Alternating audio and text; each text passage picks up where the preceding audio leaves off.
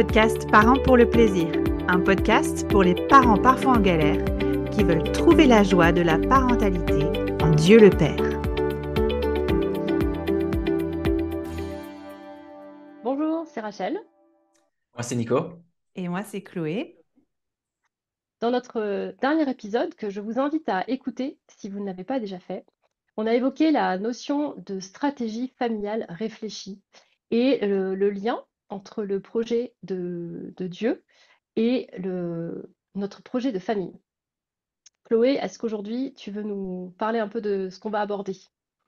Ouais, comme on l'a dit dans l'épisode précédent, en fait, on a parlé du présent, établir une stratégie familiale réfléchie, et aujourd'hui, on parle du futur. On aborde le sujet de notre motivation. Et j'ai une concession à vous faire.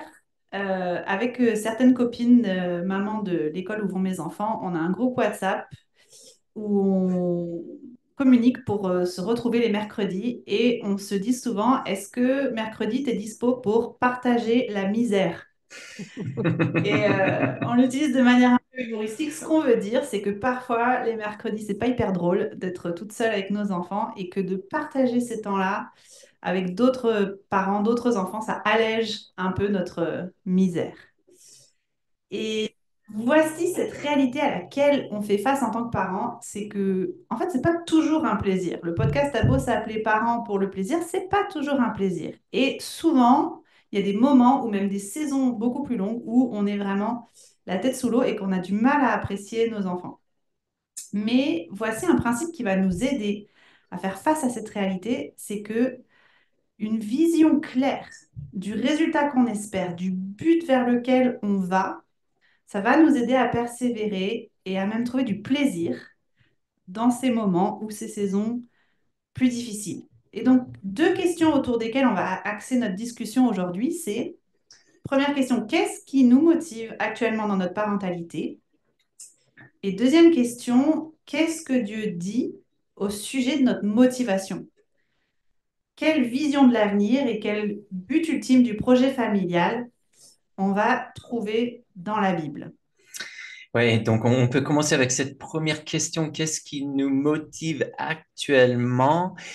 Et c'est vrai que l'on soit conscient ou pas, chaque parent qui n'abandonne pas ses enfants va devoir trouver de la motivation quelque Mm. part pour persévérer dans son rôle. Et ce qui est quand même intéressant avant de parler de ce que la Bible dit à ce sujet, c'est de reconnaître qu'il peut y avoir tout un tas de motivations différentes. Par exemple, parfois, en tant que parent, on peut être motivé par la peur de tout ce qui pourrait arriver si on imagine les pires des cas et nos choix, nos décisions, parfois nos réactions sont très influencées par cette peur. Il y a aussi la motivation de la pression. Et là, je mets l'accent parfois sur une pression familiale, que ce soit de la part de ses propres parents ou des beaux-parents, même des grands-parents parfois, qui ont une certaine perspective, une certaine vision de la parentalité, qui se disent, tiens, c'est comme ça qu'il faut faire, et c'est surtout pas comme ça. Et ça met une certaine pression sur nous. Il y a des parents qui gèrent très bien, qui arrivent à prendre du recul par rapport à ces influences-là, mais d'autres sont très influencés par ces attentes et par cette pression, qu'elle soit explicite ou implicite. Mm. Voilà, donc il y a un troisième qui est l'impact des potes. C'est quand même intéressant d'imaginer Chloé entourée par ses potes de l'école, en train de discuter justement de la parentalité. Et qu'est-ce qui sort comme conseil, comme vision, etc. Quel impact, quelle influence, qu'on en soit conscient ou pas, sur ma vision de ma parentalité et même sur les choix que je décide de faire. Bon, on est en train de faire un podcast. Il y a aussi l'impact des podcasts et tout ce qui est réseaux sociaux, les Mm. influenceurs qui nous transmettent une certaine vision de la parentalité, des outils, des principes, parfois qui sont très, très bons et qui peuvent porter du bon fruit, mais parfois, surtout en tant que chrétien, des choses qui ne sont pas du tout cohérentes avec la pensée de Dieu et son projet pour nous. Et donc, bon, voilà, on peut parler d'une cinquième, les pulsions ou les instincts. Et là, c'est ce qui me vient le plus naturellement à l'esprit et ça me fait penser à ce qu'on a discuté lors du dernier épisode, cette notion d'une parentalité en mode pilote automatique, plutôt que de réfléchir et de chercher la sagesse et de trouver une bonne stratégie. Et je me laisse guider par mes propres désirs et mes réactions sur le coup. C'est intéressant de voir la liste se dérouler comme ça parce que je sais pas vous, enfin toi probablement Nico, tu as beaucoup réfléchi à tout ça, mais je sais pas Rachel si on serait capable de dire qu'est-ce qui motive la plupart de mes décisions aujourd'hui en fait. Je crois que parfois on peut osciller entre l'un et l'autre, mais de les voir explicités comme ça, je pense que ça porte à réflexion pour moi, de me dire quand je prends une décision, quand je monte un projet pour ma famille, qu'est-ce qui est le fuel derrière tout ça en fait. Oui, et puis parce que je pense que on a tous des anecdotes qui vont nous venir en tête où en fait on se retrouve quand même dans une situation qu'on n'avait pas imaginé à l'avance. Et c'est plutôt après qu'on va réaliser, une fois qu'on a un peu, qu'on essaye d'analyser un petit peu ce qui s'est passé, sur le moment, qu'est-ce qui a fait qu'on a réagi d'une telle manière, ça révèle justement assez de face, il faut y réfléchir, mais ça révèle justement les motivations de notre cœur. Mais parfois, sur le moment, il faut faire quelque chose ou il faut dire quelque chose et on agit et on n'est pas on est plus ou moins satisfait avec ce qu'on a fait. Hmm. Mais c'est Tout à après qu'on fait. réalise. Oui, ça me fait penser justement à un exemple. J'ai un peu honte de partager, mais quand mes enfants étaient plus petits, les moments les plus tendus en famille pour nous, pour moi en tout cas personnellement, et donc les tensions en moi étaient partagées par toute la famille, malheureusement imposées un peu, c'était quand mes beaux-parents venaient à la maison. Et j'apprécie énormément mes beaux-parents, et franchement, il faut le dire clairement, mes beaux-parents ne mettaient pas du tout une pression sur nous, mais moi, je me mettais une pression Mm. et je pense que c'était beaucoup lié au regard. Je voulais justement que mes beaux-parents me voient comme un bon papa qui gérait bien ma maison. Et ça faisait monter la pression quand les enfants ne se comportaient pas comme je voulais, etc. Et ça rajoutait du stress. Et parfois, mes réactions les plus bon, regrettables, je vais dire, étaient en lien avec cette pression-là, quoi. Mm. Ouais, moi j'ai vécu exactement la même chose. Ma mère est à la maison cette semaine et mes enfants regardent beaucoup moins les écrans parce qu'elle est là, parce que j'ai juste pas envie qu'elle me juge en fait. Mais elle le fait pas, ou elle le fait peut-être. Bon, ça c'est une autre discussion. En tout Il cas, je faut faire pense la que question c'est après. ouais, c'est ça. C'est intéressant d'essayer de faire le tri parce qu'il y en a certaines qui vont être bonnes. Par exemple, tu parlais de la motivation des potes. Il y a des amis qui peuvent avoir une très bonne influence sur nous et qui vont nous diriger vraiment vers des bonnes initiatives, etc. Mais dans ton cas, Nico, ce qu'il y a d'intéressant à essayer de réfléchir, c'est qu'on peut éplucher un peu nos motivations comme un oignon. La Ouais, première motivation que tu as pu nous donner là tout à l'heure, c'était que tu avais envie d'impressionner tes beaux-parents. ouais. Mais finalement, si on épluche encore une couche derrière ça, qu'est-ce que tu dirais qu'il y avait au centre de cette envie d'impressionner? Justement, encore une fois, la notion du regard revient. Et si je dis la vérité, c'était pas que avec mes beaux-parents. Dans différents contextes, comme dans mon cœur, je voulais impressionner, être bien vu. J'avais ce désir d'une certaine approbation de la part des autres. Finalement, sans que je sois à cette époque-là de ma vie très conscient même de cette influence intérieure et ce désir profond, j'étais quand même très motivé dans mes choix et souvent dans mes réactions pas très réfléchies par ce désir d'approbation de la part des autres, effectivement. Hmm. Je Ouais, pense que la parentalité, c'est un domaine par excellence où on est très conscient qu'on est observé. On l'a dit au premier épisode qu'en fait, on a appris des belles choses en observant d'autres familles. Et en fait, on sait que d'autres personnes vont, par exemple, attendre de voir comment on réagit lorsque notre enfant, bah, par exemple, en public, va désobéir de façon flagrante. Bah, en fait, moi, j'ai toujours été consciente qu'on me regardait et j'arrivais pas toujours à prendre la bonne décision, coupée du regard des autres. Ça, après, on le voit dans tous les domaines de notre vie que il y a cette crainte du regard de l'autre qui influence. Hmm, hmm. Oui, je pense que c'est intéressant de discuter de la pression comme un motivateur, mais si je dois parler de la peur, par exemple, qui était un autre motivateur que tu Mhm. as cité, Nico, moi, je peux observer autour de nous, et peut-être chez nous aussi, mais ce n'est pas quelque chose que j'ai clairement identifié encore, que la stratégie familiale surtout dans le domaine de l'indépendantisation de nos enfants, par exemple, peut être vraiment guidée par ces craintes de qu'est-ce qui peut arriver si Tout à fait. de laisser son enfant rentrer tout seul. On n'est pas en train de se dire, tiens, ce sera bon pour lui, pour son projet de devenir un adulte en quelque Mm. sorte, mais c'est plutôt guidé par, mais il pourrait arriver ci, il pourrait arriver ça, et donc je ne fais pas ça. Et dans ce cas-là, le moteur de la peur est un moteur qui freine justement plutôt qu'autre chose.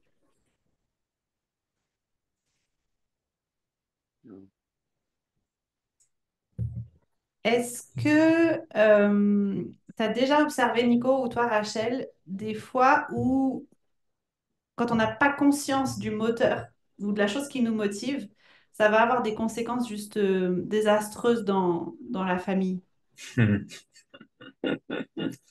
Jamais. Merci Rachel. Ouais.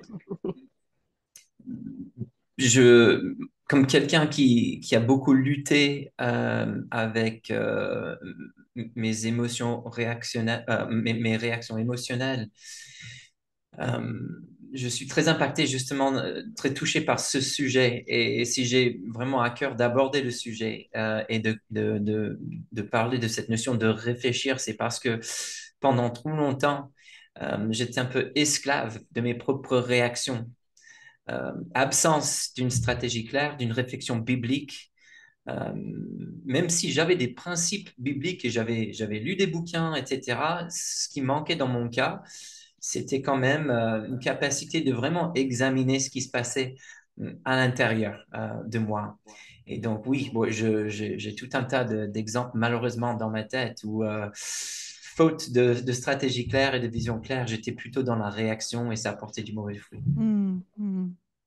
On aura plein d'occasions d'en entendre parler dans les épisodes qui viennent. C'est clair. Sûrement, sûrement. Mais justement, la Bible s'intéresse beaucoup à cette question de motivation, qui est aussi une question du cœur, en fait. Se poser cette question, qu'est-ce que je veux vraiment? Et du coup, on s'intéresse pas tant à la question du quoi, c'est-à-dire qu'est-ce que je fais sur le moment, mais du pourquoi. Et ça, on le vit aussi dans notre parentalité en tant que parent. On s'intéresse pas juste à ce que mon enfant fait, mais on s'intéresse et on veut s'intéresser surtout à pourquoi il le fait.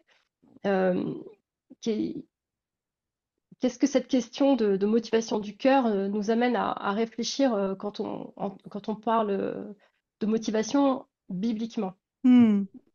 Je pense que c'est bien de formuler les choses comme ça parce que cette question de motivation du cœur, comme tu l'as dit, c'est la question qui préoccupe Dieu au plus haut point. C'est pas tellement les choses qu'on fait ou qu'on ne fait pas, mais pourquoi on les fait. Et la Bible, elle va faire un lien entre les motivations du cœur et ce qu'on adore, en fait. Dans quelle direction est-ce qu'on va donner notre attention, notre énergie, nos actions? Et en fait, en regardant ces directions-là, on va trouver au bout, en général, ce qu'on adore ou la personne qu'on adore. Et toutes les choses qui ne sont pas Dieu dans notre vie, toutes les choses qu'on va adorer qui ne sont pas Dieu, la Bible va les nommer des idoles, pas des petites statuettes en bois du monde antique, mais des choses qui prennent tellement de place et d'importance dans notre vie qu'elles deviennent des idoles. Et c'est un peu ce qu'on discutait avec toi, Nico. Désolée de te mettre les pleins phares sur ta situation de vie, mais Hmm. quand on disait, bon, j'étais motivée par ce que je voulais montrer à mes beaux-parents, et puis on enlève encore une couche et on découvre que finalement, tu es motivé par toi-même, en fait. Finalement, le Ouais. fait d'être bien vu, d'être bien considéré par les autres, c'est que pour toi, le motivateur, c'était que Nico réussit, Nico est un type bien. Et on parle de Nico là, mais en fait, voilà, je Je plaide suis pas seul. coupable. Prochain épisode, c'est moi qui y passe. Amen. C'est que en s'intéressant, en tirant un peu le fil de une situation, qu'est-ce qui me motivait? Et de poser une deuxième fois la question, mais qu'est-ce qui me motivait vraiment? En général, on va arriver à ce qu'on appelle une idole. Ouais. Et c'est pas toujours facile de faire le lien, Nico, entre une situation qu'on vit et la chose qui a remplacé Dieu dans notre cœur à ce moment-là. Est-ce que toi, tu aurais des choses un peu concrètes à nous donner pour qu'on puisse réussir à faire ça, pour qu'on puisse ensuite mettre en lumière qu'est-ce qui nous Ouais, sépare de Dieu et traiter ce problème, quoi. tout à Mm. fait. Et ça me fait penser à un texte de l'épître de Jacques qui m'a toujours troublé. Et même, je pourrais presque dire dérangé, Jacques chapitre 1, verset 2, qui dit, en fait, qui nous invite à considérer comme un sujet de joie complète les diverses épreuves auxquelles on peut être exposé, sachant que la mise à l'épreuve de votre foi produit la persévérance, etc. Et en fait, il y a un lien très fort entre ce passage et le titre de notre podcast, Parents pour le plaisir, parce que comme tu as dit en introduction, Chloé, c'est pas forcément toujours un plaisir. Justement, parfois, on peut vivre la parentalité comme une vraie épreuve et la question se pose, où est la joie là-dedans? Et donc, c'est fascinant de revisiter mon expérience à table, par exemple avec mes beaux-parents. Il y a un de mes enfants qui se comporte mal et là, j'ai une réaction. Et bon, comme je cherche l'approbation de mes parents, je vais rien faire sur le coup devant eux, mais c'est plus tard, quand je suis tout seul avec mon enfant, que hop, mon émotion va sortir, il y aura un reproche, peut-être pas très douce et qui cherche pas forcément le bien de mon enfant, mais qui est finalement très égoïste. Et pendant longtemps, il n'y avait aucun plaisir pour moi dans cette expérience-là. Il n'y avait aucune joie dans une telle Mm. épreuve. Juste des regrets après une situation mal gérée, etc. Mais en fait, ce qui est fascinant avec cette notion d'idole, c'est que quand je commence à comprendre la sagesse de la Bible, je reconnais que en fait, c'est dans l'épreuve, y compris dans les moments de friction familiale, que Dieu nous donne un aperçu de ce qui se passe dans nos cœurs. Mm. Et il y a le potentiel qu'un moment tendu comme ça à table, pour moi avec mon enfant, en face de mes beaux-parents, se transforme en moment révélateur qui me donne un aperçu de quelque chose que Dieu a envie de changer en moi. En fait, il y a un plaisir, une joie qui est même possible quand je commence à comprendre ces moments de friction avec mon enfant. Bon, ça peut être pareil pour mon époux aussi, mes collègues, mais là, accent sur la parentalité. Et bien là, le Seigneur a quelque chose de prévu, il veut changer quelque chose dans mon cœur. Mm. Mm. C'est fou parce qu'en fait, j'ai l'impression que ce que tu dis là, c'est que Dieu, il est en train d'essayer de rerouter notre cerveau complètement. Amen. Parce que Oui. ce qu'on a tendance à considérer comme joie ou quand on est heureux, c'est quand on est confortable. Et donc, cette situation où nos enfants se comportent parfaitement devant nos beaux-parents, on est confortable. Après, c'est bien, on est à l'aise. On se dit qu'on a bien réussi. Et en fait, Dieu, c'est pas son but. Lui, il veut nous rendre comme lui. Donc, il va faire en sorte que ces situations de parentalité de tous les jours fassent surgir les choses moches qu'il y a dans notre cœur, quoi, pour, euh, pour les transformer. Et je pense que du coup, enfin, si je veux résumer un peu ce qu'on dit là, on est en train de dire que ces tensions, ces frictions qui arrivent entre parents et enfants, en fait, enfin, elles sont indicateurs d'un problème, donc il y a vraiment quelque chose qui se passe, mais elles indiquent en fait finalement au plus profond de nous-mêmes ce qui nous motive, ce qui sont nos désirs. Alors moi, je pense très souvent à des exemples que j'ai où finalement, en fait, ce qui se passe avec mon enfant perturbait mon désir d'être en paix, en fait, d'être tranquille, Hmm. enfin Hmm. oui, d'être tranquille, je pense que c'est le bon terme. Et en fait, finalement, le problème n'était pas au niveau de ce que mon enfant attendait de moi, mais c'était dans ma réaction. Moi, ce que je voulais sur le moment, c'était être laissé tranquille, quoi. Mais dans Hmm. ce cas, enfin, qu'est-ce qui devrait nous motiver, selon la Bible? Eh ben, cette question me fait penser directement à un des textes clés de cette petite série d'articles on a évoqué pendant le Mm, premier épisode concernant la parentalité en mode pilote automatique où, en fait, on a mis l'accent sur l'épître de Tite. Et là, peut-être je peux juste lire quelques versets de chapitre 2 versets 11 à 14 que je trouve vraiment extraordinaire à ce point-là. Donc, chapitre 2, verset 11. En effet, c'est Paul qui parle à ce jeune pasteur Tite. En effet, la grâce de Dieu, source de salut pour tous les hommes, a été révélée. Elle nous enseigne à renoncer à un mode de vie impie et aux convoitises de ce monde et à vivre dans le temps présent conformément à la sagesse, la justice et la piété, en attendant notre bienheureuse espérance, la manifestation de la gloire de notre grand Dieu et Sauveur Jésus-Christ. Il s'est donné lui-même pour nous, afin de nous racheter de toute faute et de se faire un peuple qui lui appartienne, purifié et zélé pour de belles œuvres. Et là, on parle de projet familial. Dans ces versets, on a un aperçu d'un projet vraiment extraordinaire.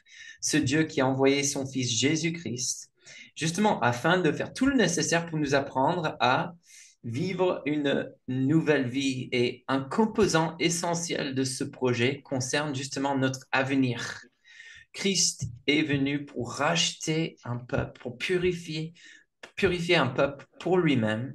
Et cette notion d'une bienheureuse espérance, c'est ce qu'on appelle parfois aussi notre espérance chrétienne, c'est que le projet familial de Dieu, c'est vraiment ancré, enraciné dans des réalités futures. Ce que Dieu est en train d'accomplir pour se faire une famille aujourd'hui, c'est toute une préparation pour un avenir extraordinaire dans sa présence. Et donc, quelque part, je pense que notre vision de la parentalité s'enracine pas simplement dans le projet de Dieu pour aujourd'hui, où Dieu veut révéler sa gloire dans des familles qui fonctionnent bien, etc.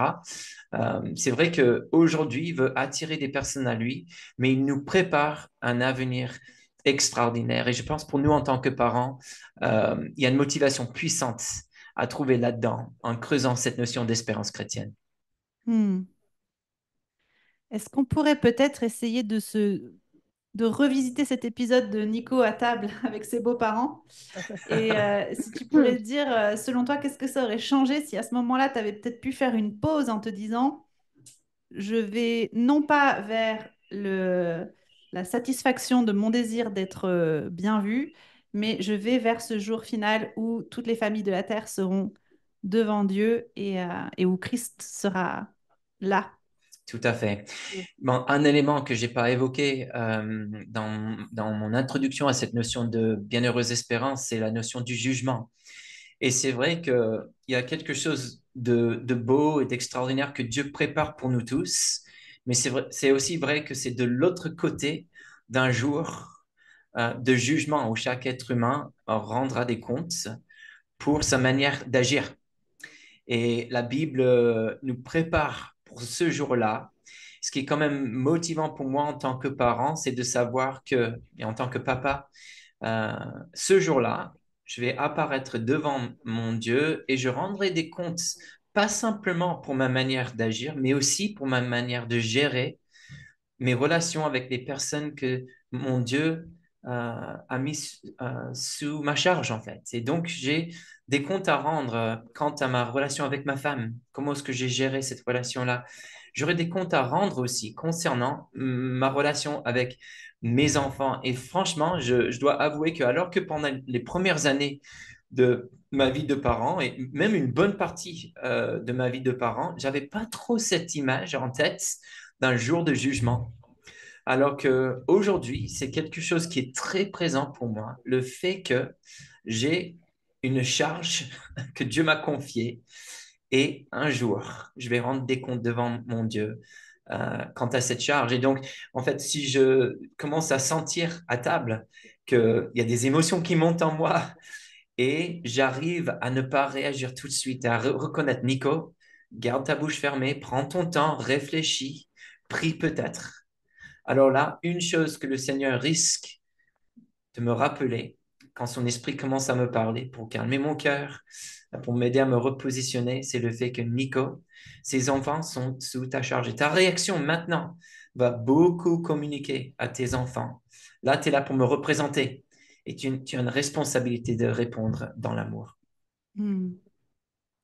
Je pense que j'ai une expérience un peu similaire de comment la perspective du ciel et du jugement ont impacté ma parentalité. C'est que un jour, j'ai réalisé que la relation maman-fils n'existerait pas au ciel et que la seule relation qui existerait, ce serait frère et sœur. Et que donc, j'aurai à rendre des comptes par rapport à comment j'ai traité mes enfants, non pas en tant que mon fils ou ma fille, enfin, ou certainement sous une certaine forme, mais aussi et d'abord en tant que frère ou sœur en Christ, Mm. Dieu voulant. Et donc, ma réflexion, c'est mais comment est-ce que j'aurais contribué à discipuler mon enfant, qui finalement, je l'espère, sera mon frère en Christ. Enfin, c'est très difficile à réfléchir en ces termes-là, parce que quand on est dans la petite enfance, le lien de parent-enfant est très asymétrique, mais en grandissant, il va devenir de plus en plus symétrique, de plus en plus de vis-à-vis, d'égal à égal, et de me dire que, en fait, ces petits êtres-là, un jour, seront à côté de moi devant le trône de Dieu, et qu'auront-ils à dire sur ma façon de contribuer à leur formation, en fait. Tout à fait. Mm. Je trouve que c'est pas facile, les amis, de garder ces vérités en tête. Mm. Il y a un vrai effort. Rachel, je ne sais pas comment toi tu vis ça, mais personnellement, ce que Chloé vient de décrire et aussi avec mon anecdote, je trouve que c'est pas naturel de penser à la fin, de garder en tête la réalité d'un jugement à venir et de me laisser motiver par ces choses-là. Quelle est ton expérience avec ça? Mm. Quand je pense à ça, c'est sous un angle un petit peu différent, même si j'ai aussi vécu ce que vous avez décrit vous. Moi, c'était dans la réalité de la souffrance que nos enfants peuvent vivre maintenant, parce qu'en fait, de façon naturelle, on voudrait les en préserver. Mais dans notre famille, deux de nos enfants ont vécu des situations de harcèlement à l'école. Et une partie de moi, enfin voilà, voulait absolument les en préserver au maximum et souffrait avec eux. Et bien évidemment, on a tout fait, tout ce qu'il fallait, mis en place, etc., pour que ça cesse et qu'ils soient bien accompagnés. On n'a pas du tout trouvé plaisir dans le fait qu'ils étaient harcelés. En revanche, ce que moi j'ai vu, c'était une occasion extraordinaire pour eux de voir qu'ils avaient un Dieu qui les aimait et qui était bon envers eux, qui avait la compassion pour eux. Et j'ai vu en fait sous un autre angle en fait cette épreuve dans la perspective de l'espérance, dans le fait que ça les préparait aussi eux à vivre tout ce qu'ils pourraient avoir à vivre dans les années à venir comme difficulté, en apprenant à compter sur Dieu en fait. Et que quand ils étaient dans leurs plus jeunes années et qu'ils étaient donc avec nous, leurs parents, on pouvait vraiment utiliser ces opportunités pour les pointer plus loin que ce qu'ils vivaient sur le moment, qui est très très naturel chez des enfants et des ados. Ils vivent vraiment le moment présent, ils se projettent pas énormément. Et ben voilà, on a essayé aussi de leur montrer, en fait, ce moment-là définit pas toute ta vie, et surtout, en fait, Dieu est présent dans cette souffrance, et Jésus a donné sa vie pour toi, pour que tu sois réconcilié avec Dieu, et en fait, ta vie ne se résume pas à ça. Où est-ce que tu te situes dans cette perspective éternelle, en fait? Mm. Donc finalement, d'utiliser une situation de souffrance, d'épreuve pour eux, qui était difficile à vivre, mais en tant que famille, on a pu vraiment voir comment Dieu nous a enseigné en fait à travers ça, dans cette perspective Mm. d'espérance. Je trouve ça chouette parce que là, du coup, on a deux exemples très différents de comment la notion de notre futur glorieux en la présence de Dieu va transformer notre parentalité, que ce soit par rapport à nos propres réactions, mais que ce soit aussi par rapport au quotidien de nos enfants et de ce qu'ils traversent Mhm. et de comment on va les enseigner ou les guider à naviguer ces situations un peu difficiles. Donc, je trouve ça chouette qu'on ait eu deux aperçus très concrets en fait de comment notre futur impacte notre parentalité et notre stratégie familiale réfléchie. Excellent. Donc, pour résumer, peut-être l'essentiel pour cet épisode, concernant notre stratégie familiale, c'est vrai que la Bible nous encourage à commencer avec la fin, ce qui n'est pas facilement, c'est pas toujours évident en fait. Mhm. Mais la fin dont il est question, c'est la réalité du retour de notre Seigneur et Jésus-Christ, un jugement individuel et aussi universel, et aussi le plaisir de sa présence, la joie d'appartenance à sa famille pour toute l'éternité, un plaisir et une joie qui dépassent tout ce que l'on peut comprendre et comme on vient de voir avec ces anecdotes, ça a des implications concrètes pour nos vies de tous les jours avec nos enfants. Hmm. Mhm. Chers auditeurs, la dernière fois, on vous avait proposé comme une action concrète à prendre suite à l'écoute de ce podcast, c'était de créer un journal familial. Je ne sais pas si vous l'avez fait, Mais si vous l'avez fait, voici quelques idées clés de cet épisode que vous pourriez commencer à brainstormer dans votre journal familial. Est-ce que vous pourriez commencer à réfléchir au lien entre votre quotidien et la bienheureuse espérance que vous avez en Jésus-Christ? Et pour faire ça, vous pouvez peut-être démarrer une discussion avec un de vos enfants, avec votre époux ou un ami de la famille, pour brainstormer sur qu'est-ce que la Bible dit concernant notre espérance en Christ et de voir si vous êtes capable d'expliquer en quoi vous-même, vous êtes personnellement motivé par cette vérité puissante. Excellent. Alors, on a parlé là pendant cet épisode de la parentalité avec un regard sur le futur, avec cette espérance qu'on a et comment ça impacte notre quotidien. Dans le premier épisode, qu'on vous invite à écouter si vous ne l'avez pas encore fait, on a parlé du présent. Donc, en toute logique, pas forcément chronologique, mais logique quand même, au prochain épisode, on va parler du passé. Et en fait, en quoi notre passé impacte notre parentalité. Quels sont les enjeux aujourd'hui qu'on vit dans notre parentalité qui ont un lien avec notre vécu, notre passé. Donc, rendez-vous au prochain épisode pour discuter de cela ensemble. Et Nico, je vais te laisser conclure pour celui-ci. Oui, avec une courte parole de bénédiction, voici ma prière pour nous, que Dieu nous guide, qu'il nous aide à garder devant nos yeux cette bienheureuse espérance, le retour de notre Seigneur et Sauveur Jésus-Christ, et que ce jour soit un jour de grande joie pour nous, aussi bien que pour nos enfants, par la grâce de Dieu. Amen. Merci d'avoir écouté cet épisode du podcast Parents pour le plaisir. Notre prière, c'est que tu connaisses concrètement cette semaine le plaisir d'être toi-même enfant de Dieu.